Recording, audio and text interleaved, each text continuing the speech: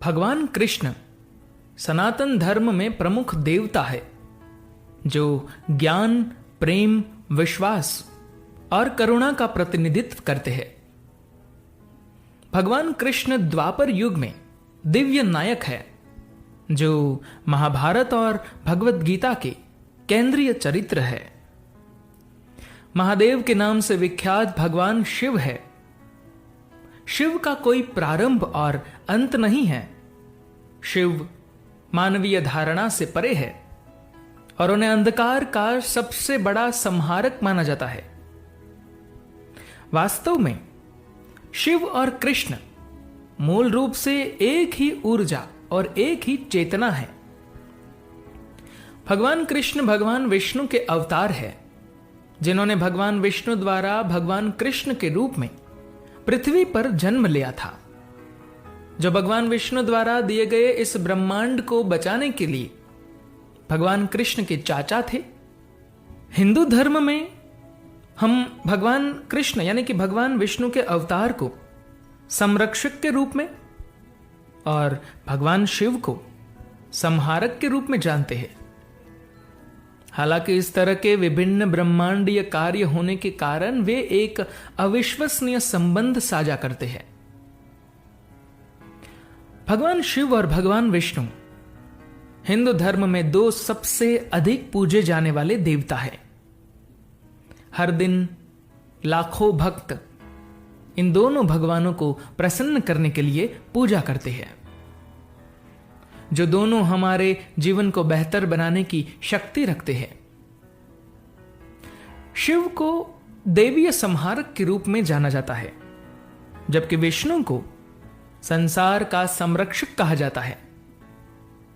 भगवान शिव हमेशा अपनी व्यक्तिगत ऊर्जा भौतिक प्रकृति के साथ एकजुट रहते हैं।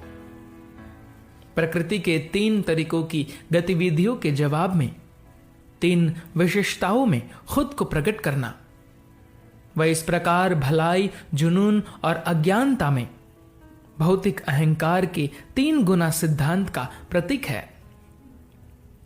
हालांकि भगवान कृष्ण का भौतिक साधनों से कोई संबंध नहीं है, वह सभी अनंत साक्षी है जो भौतिक प्रकृति के लिए पारलौकिक है।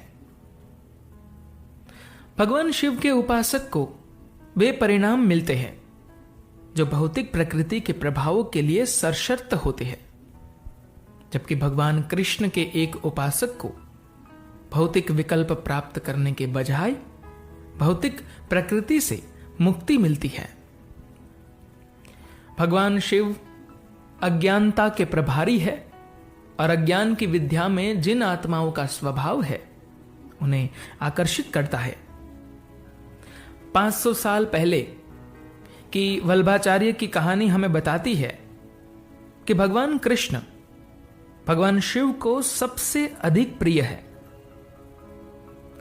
कृष्ण भगवान विष्णु के मानवीय रूप है, जबकि भगवान शिव कभी जन्म नहीं लेते हैं। कृष्ण लीला प्रभु की सबसे सुंदर लीला है। शिव को कृष्ण लीला देखना बहुत पसंद है। मानव आयाम के एक विशेष पहलू तक कृष्ण कर्म योग में बंधे हुए हैं, जबकि शिव कर्म के चक्र से मुक्त है। शिव भगवान कृष्ण के आराध्य है और राम नाम शिव के हृदय में रहता है। तो भगवान शिव और भगवान कृष्ण के बीच एक साथ संबंध और अंतर है। वे एक ही पूर्ण सत्य की अभिव्यक्तियां है, लेकिन विभिन्न कार्य करते हैं।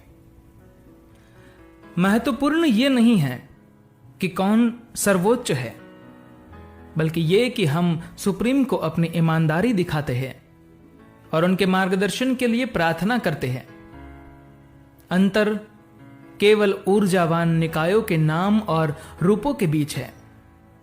वे ऊर्जा के रूप है ताकि लोग कहे कि भगवान हर जगह है, क्योंकि ऊर्जा हर जगह है।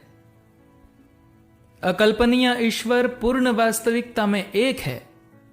कृष्ण और कुछ नहीं बल्कि विष्णु और विष्णु और शिव दोनों के अवतार एक है, क्योंकि वे ब्रह्मांड की ऊर्जा है, इसलिए दोनों बराबर है।